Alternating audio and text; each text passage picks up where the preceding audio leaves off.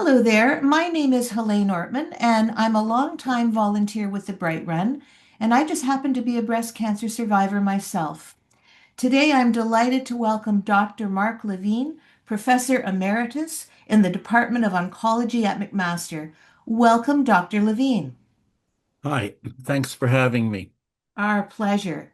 Before I get into conversations, Dr. Levine, specifically about the Bright Run, it would be remiss of me if I didn't do some sort of introduction, pay you some justice for our watchers. You are the former president and CEO of the Hamilton Regional Cancer Centre, now known, of course, as the Juravinski Cancer Centre.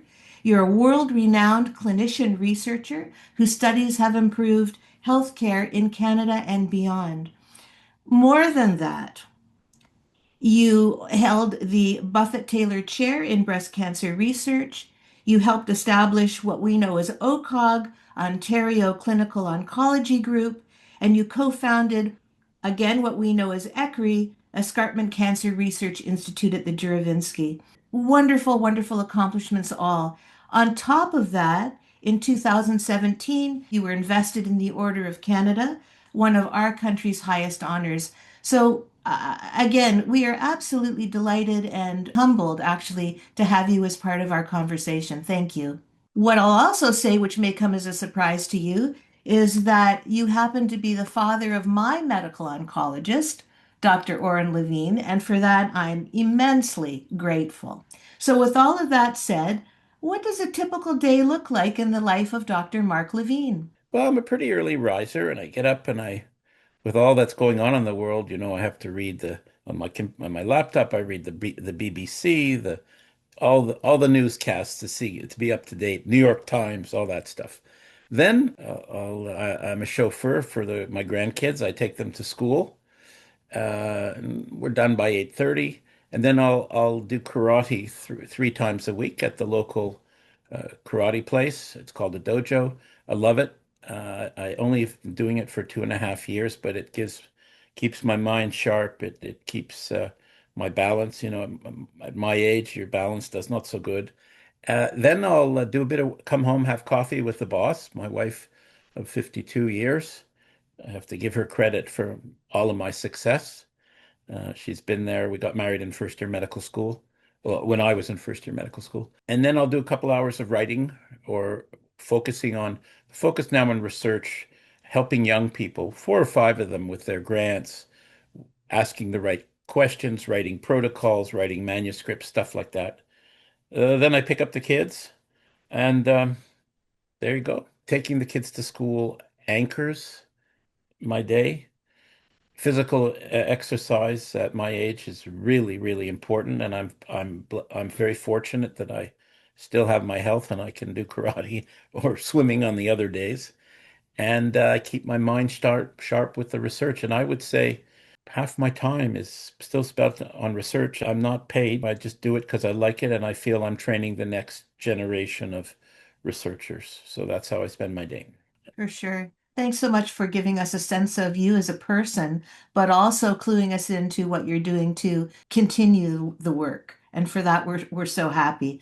When you reflect on your career as a medical oncologist and researcher, what 3 points, and there could be many more than that, but are there three high points that make you smile when you think of them? No doubt the Bright Run. I mean, we will discuss that, but clearly having established the event, seeing it having gained traction and raising so many millions of dollars, that makes me smile. You know, that's number one.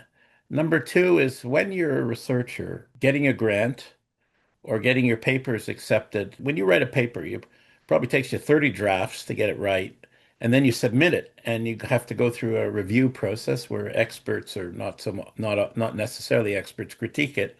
You revise the paper, and so on. So when I started getting papers published in very important journals like the New England Journal of Medicine, that shows that, you know, and I've done it many times. So, here I am from Hamilton, and show me someone from Boston, from Harvard, who's, done that sort of stuff. So I'm very, very proud of publishing, and makes me smile when we get a big grant or a publication in a major journal. And finally was when I was awarded the Order of Canada, and it was really a sensational experience. So, do you know what, Dr. Levine? Last year there was a volunteer orientation event, and you told the story of the history behind the name, the Bright Run. Do you want to just run that by us again now? Yes, so I see behind you on the Bright logo, and so the Bright name, we had a contest, and people could put staff, patients, this going back to 2008 and eight, early winter time. We're going to do this, and they could put the thing in the box. My wife named it, and it wasn't fixed. It was her who came up with breast cancer research in Greater Hamilton today. And then the logo, the two runners, it's changed the logo a little bit, but the initial one had the two runners with the bridge, the bridge over the bay, because that's Hamilton. That was done by my son, who's very artistic, who the oncologist you referred to. So that's the story. Talk about all in the family. You've got it Yeah. covered. Because you've been involved with the Bright Run from the very beginning, we affectionately regard you as a founding father. What do you say to that? Well, Elaine, you're not allowed to say that these days. I think I may have been the only guy of the six, but nonetheless, I was one of the original people who was a founding member, and I think, they kind of look at me as like I'm the political commissar. If there's a political problem, they ask my advice or they ask me to help sort it out. Yeah, I'm okay with being called the father or the grandfather now of the Bright Run. You've talked a little bit about your engagement in Bright over the years, and it's been truly outstanding.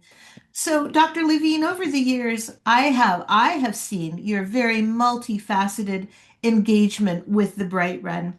You have given and continue to give your time, your commitment, your generosity. You are a vision in pink at these events. So, my question to you is, how do you maintain that level of enthusiasm and passion? Why do you do it? That's a hard question. It stems from, underneath it's my passion for research. And the Bright Run, is a very unique way of raising funds for breast cancer research in our region. And it's juried, based on merit. But like I just finished putting in a series of grants with people. We go to the federal government, and so we're competing against the rest of the country or the Canadian Cancer Society. So the Bright Run funding is something that helps researchers at the Juravinski or at McMaster. And again, I want young people to be able to have support for their research. So that's one reason. Uh, the other reasons is I would say it's in my blood. We have to give credit to all the volunteers and to our leadership from Nancy McMillan and all the people over the years who have put their time and their hearts into it. It's in your blood. And when people ask me, where are you from? Oh, I'm from Hamilton. I'm a proud Hamiltonian. My children, it's a great place to live. My children have had great education in the public school systems. It's close to the airport to travel. So the Bright Run is, to me, the little engine that could. Everybody donates a few pennies and so on, and before you know it, you've raised $6 or $7 million. So that it's Hamilton, and I guess that's another part of my passion for Bright. It's in my blood. A wonderful answer. Now, not at the level of the research questions you pose, but if I asked you to sum up Bright in 3 words or around 3 words, what might they be? The little engine that could. We showed him.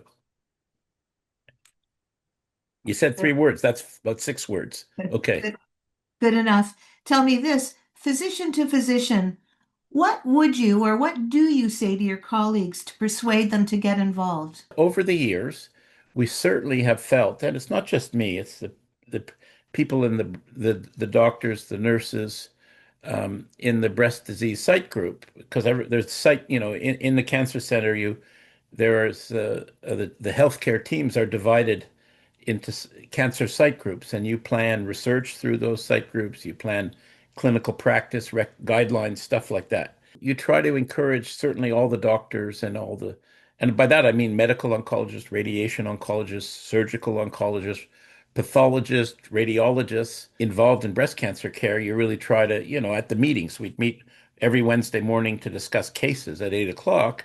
So, you'd say, who's going to the Bright Run? And, oh, radiology, are you going to have a Bright Run team? Stuff like that. This coming September is going to be, as you said before, the 19th annual Bright Run. And after that, obviously, the 20th year milestone. Looking ahead, Dr. Levine, what do you see for that? For the future or the Yeah, 20th year? for the 20th year.